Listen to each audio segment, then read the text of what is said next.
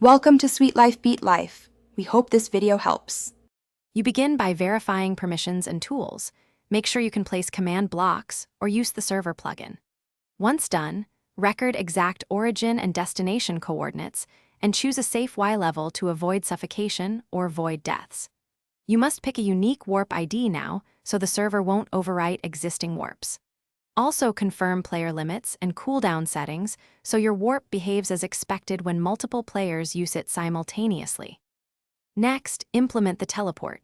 Place the command block or run the plugin creation command with the chosen warp ID and target coords. Remember to add safety checks. Verify the destination block is solid or replace with air/water logic, and set yaw/pitch if orientation matters.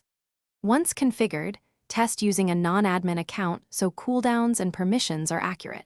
If the landing is off, tweak X/Y/Z offsets and repeat until the arrival point is consistent and safe. To finish, save the warp config and reload the plugin or restart the server so changes apply.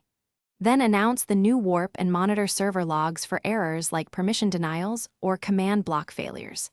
If players clip into blocks or fall through, make sure the Y level is raised, spawn protection isn't blocking the space, and plugin command syntax matches server version. If issues persist, revert to a previous config and reapply changes step by step to isolate the problem. Thanks for watching. Consider subscribing if we helped you.